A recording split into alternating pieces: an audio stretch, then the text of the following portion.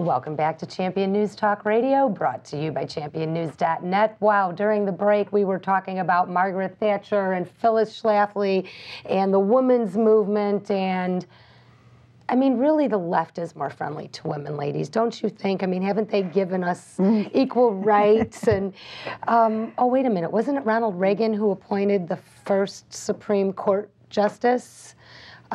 He was Republican. Let's talk a little bit more, because we have an election coming up, and I want to hear more of your thoughts on the women's movement. Well, I personally think that, you know, women need to really start questioning, you know, God gave us brains, let's use them. Why blindly follow anything? When I was involved in the women's movement, you know, one of our primary targets here in Illinois was Phyllis Schlafly. And it was a blind hatred that they taught us.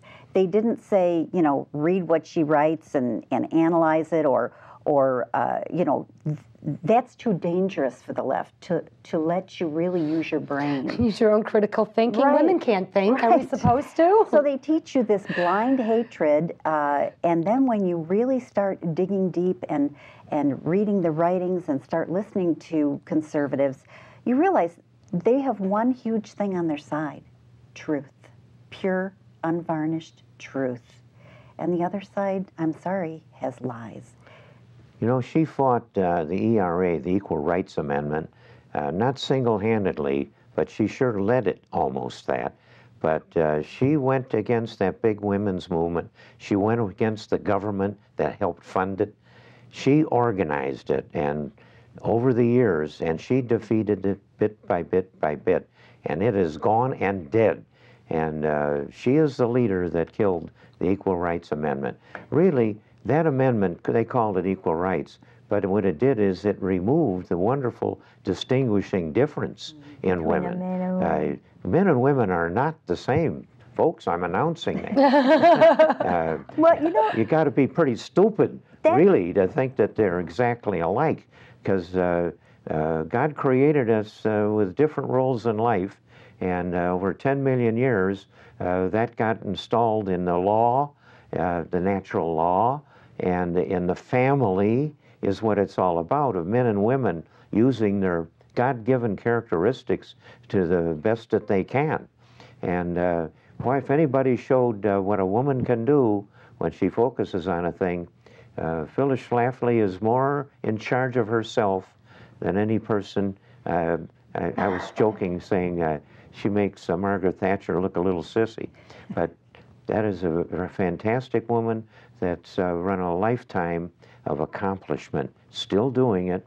She's not as old as I am, quite, but I admire Phyllis Schlafly. She's an example of the highest order of what women can do when they get a hold of an idea. So, Jack, given that the women's movement, in my opinion, has destroyed a whole generation of family values and women right now, where are they at this point in time? Their movement is totally diminished. It's destroyed. They don't speak out for women anymore. And we have really got to step up, the women, and bring them down, because they don't speak for me. I think that's gradually dawning on people. Women themselves aren't really buying into that junk. But that and other factors have ruined the family. Speaking to a black man in the city, that's, boy, he's a tough guy and very smart too. But I said, there used to be black families in the city, a lot of them. And I said, you know, a lot of black people have escaped the ghetto and gone on to success, and God love them. But there used to be a lot of black families, and now what you hear about is black women that have been tough enough to raise these football players who are afraid of their mamas. But that's not right. That destroyed the family. And he'd straighten me out on it. He says, it was the tenements that came along. They built those big tenements, and the women went in there with their kids, and they couldn't get a welfare check if there was a man in the house. In the house, that's so right. they threw them out of the home. That's right. With this crazy socialist scheme for the government to be your daddy and mommy. Yeah. No, that's They by destroyed the family for a lot of black and white people. Yes. Well, Michael, you have a theory on this. Why do you think, what was your theory you said over the break? Regarding why the women's movement and how you break up a family. It's all part of what they've been doing over the last 30, 40 years. They had the family has been under attack. The church has been under attack.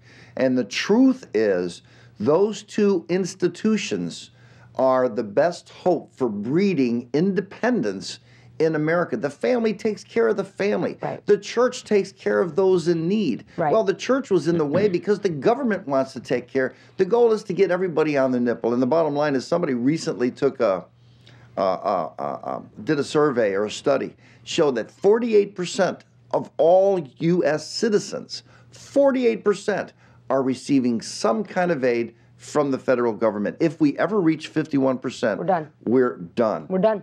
We're done. And that's the scary thing. It's when you have something dependent on you, it breeds more dependency. Absolutely. And it's Cloward Piven. It's the Cloward Piven Obama strategy. ain't my daddy.